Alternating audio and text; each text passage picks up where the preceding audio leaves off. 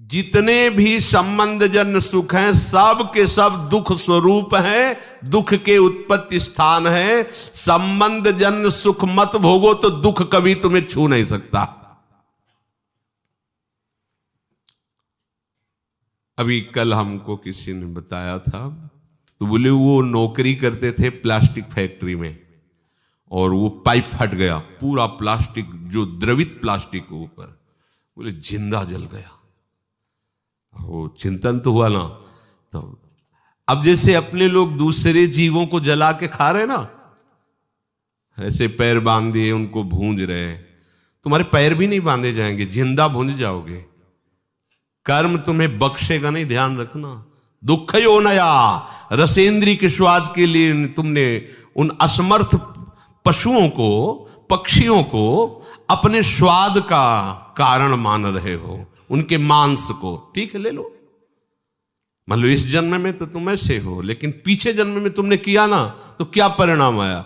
Plastic, और वो भी द्रवित, मतलब गर्म पिघली हुई, सीधे पूरी है।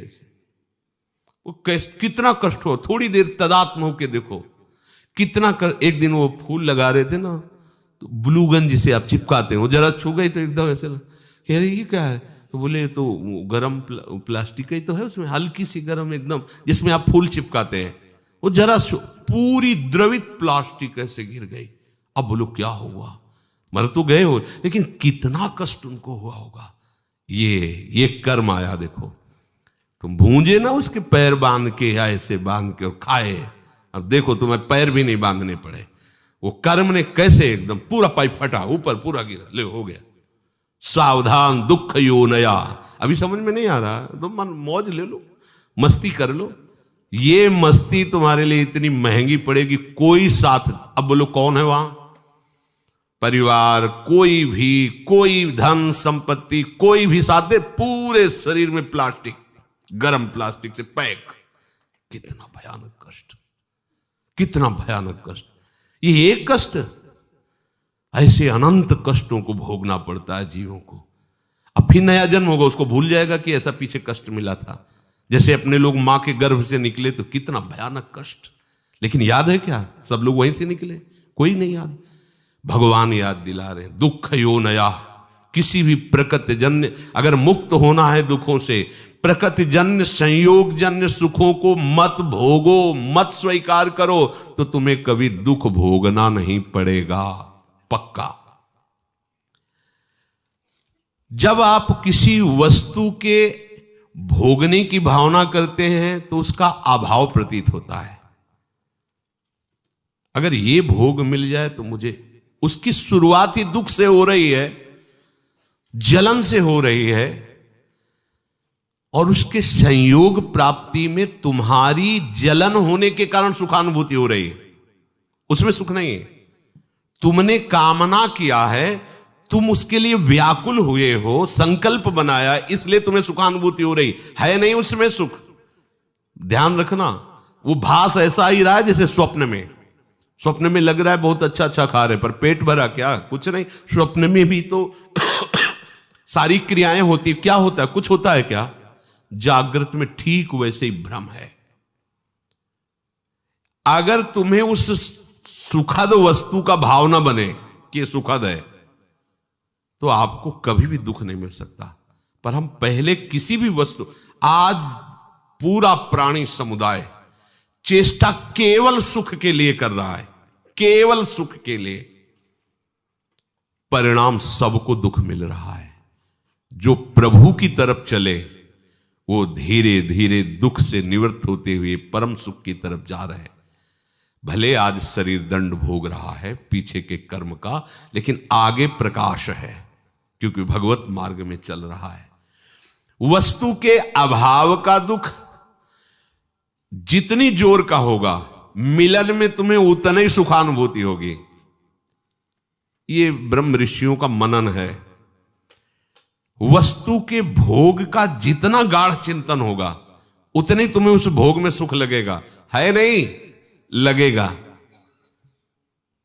और जितना तुम उसमें सुख अनुभव करोगे, उससे अनंत गुना बढ़ के तुम्हें दुख मिलेगा। ये सिस्टम है, ये है नियम है, इसीलिए देख लो सब दुखी हैं, सब अशांत हैं। भोगी व्यक्ति कभी सुखी नहीं हो सकता, दुखों से बच नहीं सकता, क्योंकि जितने भी भोग है सब दुख योनया, भगवान कह रहे हैं, भगवान के दुखालयम, यहां दुखालयम में तुम सुख भोगना चाहते हो, भगवान कह रहे हैं दुख योनया, हट जाओ, शरीर राग से हट जाओ, केवल जीवन निर्वाह मात्र, धर्म रक्षा के लिए, कर्तव्य पालन के लिए उचित शास्त्रीय विधान के अनुसार भोगों को स्वीकार करो, इसी जन्म में आनंदित हो जाओगे। अगर आप केवल भोगों में ही सुख मान करके रत हो तो परिणाम ताप संस्कार दुखैर गुण वृत्ति विरोधाच दुखमेव सर्वम विवेकिनः। तुम्हें 3 प्रकार के दुख वर्तमान में ही भोगने पड़ रहे हैं, देख लो। परिणाम दुख, पीछे जो कर्म किए उनका परिणाम भोग रहे हो।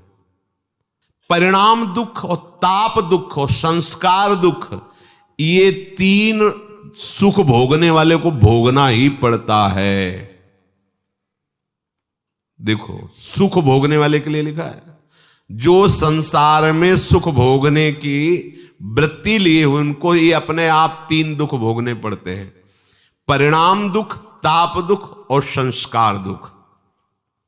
संपूर्ण विषय भोग आरंभ में सुख रूप सबको प्रतीत होते हैं। कोई भी कर्म जब हमारा बनता है तो उसमें हमारा लक्ष्य होता है सुख। कोई न कोई ऐसा कर्म बना जो सुख के लिए हमने पाप कर्म किया, सुख भोगने की भावना से पाप कर्म बना, और वही कर्म आकर के दंड देता है। ध्यान रखना, चाहे कोई हो, कोई भी हो, कितना भी बड़ा महापुरुष हो, इस शरीर रचने के समय उसके उस कर्म संस्कार को रचा गया है। इतनी अवस्था में तुम्हारे ये रोग होगा, इतने ये प्रारब्ध भोग है, ये आएगा, अपना रूप विस्तार करेगा। लेकिन ये भजन का, ये भगवत शरणागति का प्रताप, वो बस कवच बन करके उसकी रक्षा करता है, ना उसे भय होने देता है, ना शोक होने देता है। अब ये शरीर छूटा, पीछे सब गोदाम में आग लग गई, अब उसमें एक भी कर्म ऐसा नहीं जो जग सके या नवीन हमें बंधन दे सके। खत्म। आगे जो कर्म हो रहे हैं भगवद अर्पित हैं, वो खत्म। प्रारब्ध जो है धीरे धीरे खत्म होता जा रहा है, और उसको कैसे भुगवा रहे? कृपा कवच से।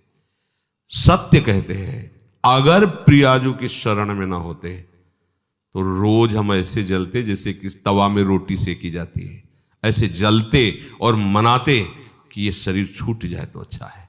मनाते, कहाँ इतनी अर्थव्यवस्था, कहाँ ऐसी सेवा, कहाँ ऐसा हृदय की विश्राम स्थली, कहाँ हृदय को लगाते, किस पर लगाते? जिस पर लगाया था वही धोखा दे रहा था। क्या होता थोड़ी देर भी तो बिल्कुल एकदम जैसे जल में कमल का फूल रहे, ऐसे प्रियाजू रख रहे। संपूर्ण विषय भोग आरंभ में सबको सुख रूप प्रतीत होते हैं, और वही कर्म, वही विषय भोग परिणाम में महान दुख प्रदान करता है।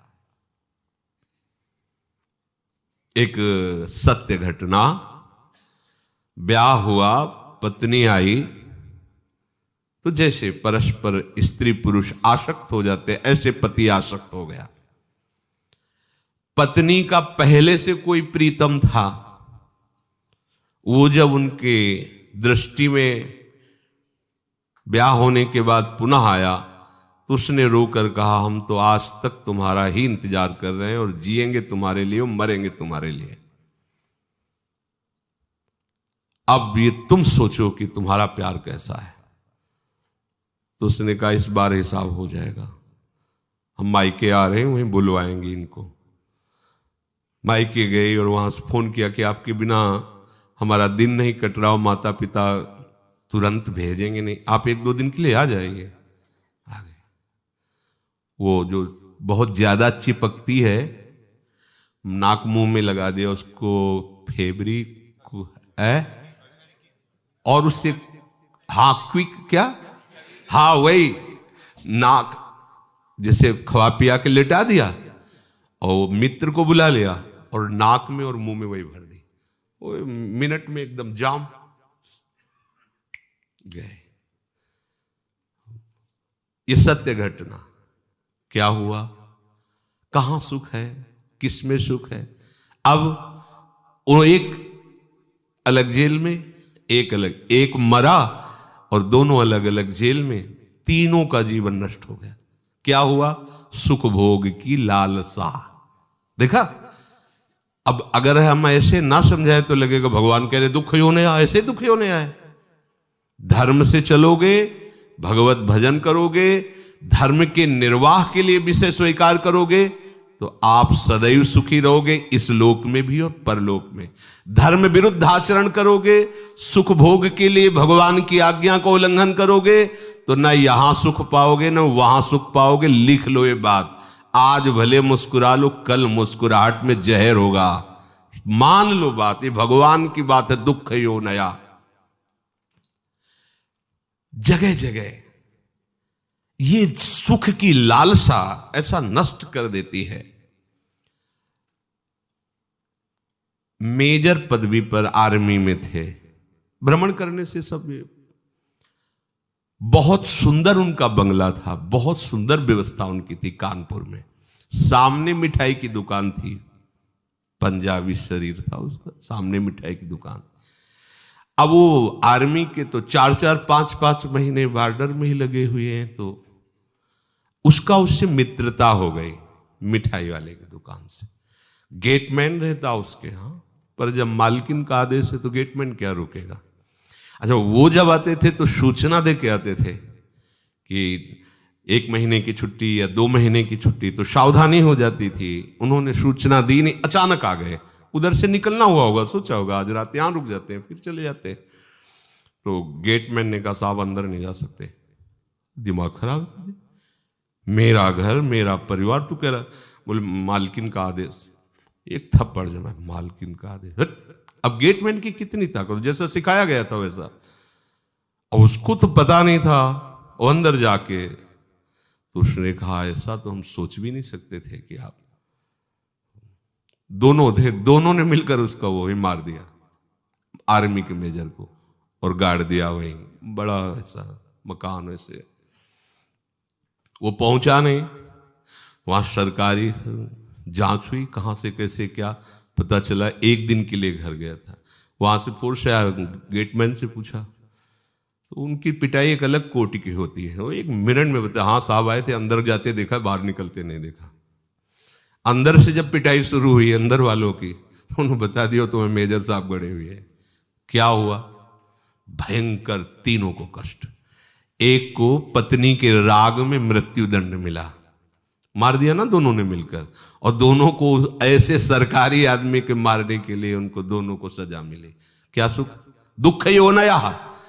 और ये कार्य कैसे हुआ था, सुख भोगने के लिए। जितना भी आप धर्म रहित आचरण करेंगे कहीं भी त्रिकाल में, ये तो ब्याज हुआ उस कर्म का। परिणाम जो आएगा वो तो आगे मिलेगा। बड़ी जेल है नरक, ये छोटी जेल है यहाँ की। यहाँ जो डंडा चलते हैं, फांसी मिलती या और जो भी कष्ट, ये ऐसा मान लो कि ब्याज मिलता है, और मूल हिसाब तो आपको बड़ी नरक में मिलेगा, जो यमराज के दरबार की, यहाँ के जेलर यमराज हैं, वहां जो मिलता है। वहां ऐसा नहीं होता कि 10-5 कोड़े मार दो या 10-5 साल की जेल दे दो। एक एक कष्ट को कल्प कल्प तक भोगने के लिए